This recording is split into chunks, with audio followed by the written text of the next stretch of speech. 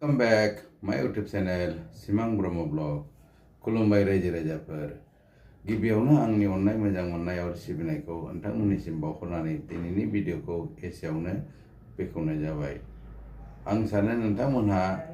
मोजाङैनो दं आरो आंबो मोजाङैनो दङ। दिनै नुनो मोनबाय जोंनि जेनाखि आसाम बिटिसि खालि इलेक्शन बबे समाव गावबागाव हाबाफोरखौ मावगोन फालाय बोसोरावनो खननै खनथाम इलेक्शन जायो नामाथाय बिटिसिनि काउन्सिलनि दाख्लै इलेक्शन जोबखांबाय दा मा होनो बिधान सभानि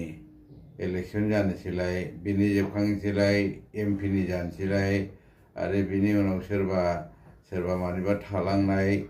आद्राफोरनि इलेक्शन जानोसैलाय खालि इलेक्शन आरो बे इलेक्शनाव मा जायो गावजों गाव बै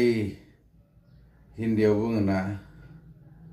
मुर्दाखौ उखारना यानि फबखानायखौ बुरखांफिनलायलायनाय माने सोर मा मावदोंमोन सोर मा मावाखै बोरै मा मावदोंमोन बेखौ गावजों गाव आसि थुलायनाय बुंफ्रुलायगासिनोसै आरोखि रावबो रावनिबो गेजेन्थ' नंखाया साफ्रामबो होनो आं ओरैबायदि मावदों आं ओरैबायदि साबसिन मावदों ओमफ्राय बै समाव सोरबा मावदों सोरबा मावाखै मावदोंब्लाबो मावाखैब्लाथ' मावाखैखाय जाहैबाय दा बेजोंनो माने थांखानायफोरखौ गावजों गाव आसि थुलायबाय थायो आरोखि दा नै नुलायबाय जोंना गबिन्द चन्द्र बसुमतारीमोननो प्रमद बर' सारमोनहा जालायबाय माने दा गोदान सरकार फैनाया जेबो मावनो हायाखै आरो थाखा फैसाखौ गावस्रा जेबो गोदान ग्रान्ट मोनाखै माने इउपिपिएल सरकार गालांखानायखायसो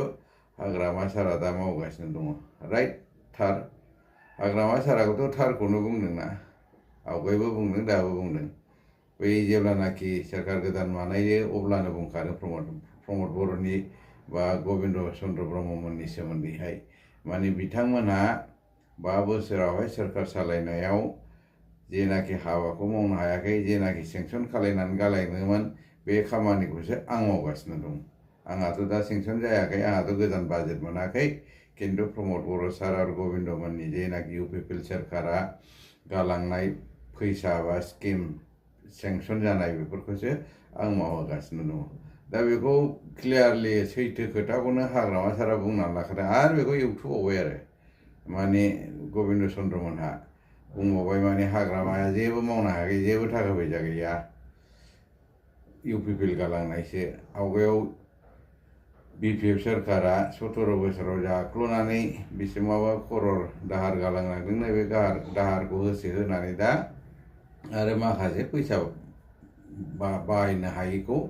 माने दानि सरकारनो होबाय आरो दा सैथोआथ' थार नोंथांमोन बुंनायाबो खिन्थु बेखौ बार जावले बुरखांनांगौनि खोथा गैया मानो होनोबा सैथोखौनो हाग्रामा सारा बुंखानाय माने बे फैसाया बिथांमोना मावस्लाबनो हायाखै जास्लाबनो हायाखै जायनि फलाव माने बे फैसाखौ हाग्रामा सरकारनो होनांगौ जानानै फैदों मानो होननानै बुङोबा थाखा फैसायाथ' सरकारनि मानसिफ्रासो बा पलिटिकेल लिडारफ्राथ' पारमानेन्ट नङाना बिसोर थाङोबा गोदान फैयोब्ला बेखौ मावखागोन नोंथांमोना जुदि मावदोंमोनब्ला नोंथांमोना मावजोबनानै फैसाखौ फोजोबनो हायोमोनब्ला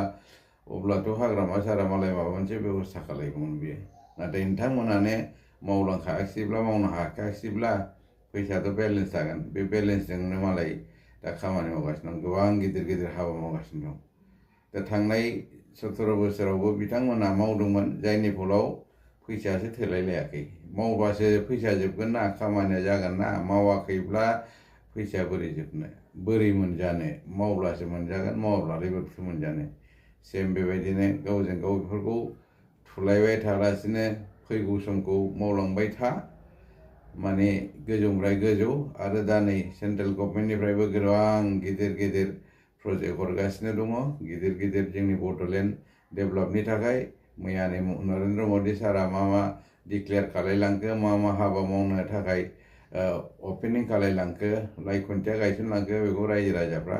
बयबो मिथिखाबाय आरोखि बेखायनो आंनि खावलायनाय जेनाखि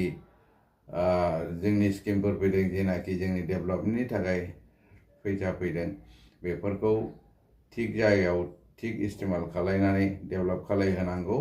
आरो जाहोनांगौ बेखौसो माने जोंनि अपोजिशन पार्टिफ्राबो टीमफ्राबो प्रेस खालायनानै बेखौसो चेक बेक खालायनांगौ जाहाथे प्रपारलि खामानिया जायो जे खामानिनि थाखाय फैसा फैदों बे खामानिया जाहाथे जाफुङो बेफोरखौसो नोजोर होनांगौ बे जानानै थांखानाय जानानै फैगोन बेफोरखौ नोजोर होनानै लाब गैया खालि जा फैदों जागोन जाहोदों बेखौ नोजोर होनांगौ मावमारदों ना मावमाराखै बिथांमोना नरेन्द्र मदि सार जेनाखि बुंलांदों बे हाबाखौ बिथांमोना मावमारदों ना मावमाराखै ना मावनो आखायाव लादों ना लायाखै बेफोरखौ नोजोर होनांगौ बेखायनो आंनि खावलायनाय मिल मिलाप खालायनानै लोगो लालायलायनानै जयै जथायै अनलायलायनानै मोजाङै मोजां जाहाथे जोंनि बिटिसिखौ डेभेलप खालायलाङो बेखौनो आं रिकुवेस्ट खालायनानै आंनि भिडिअखौ बेहायनो फोजोबनाय जाबाय भिडिअखौ मोजां मोनोबा शेयार साबस्क्राइब और लाइक खालाय थेंक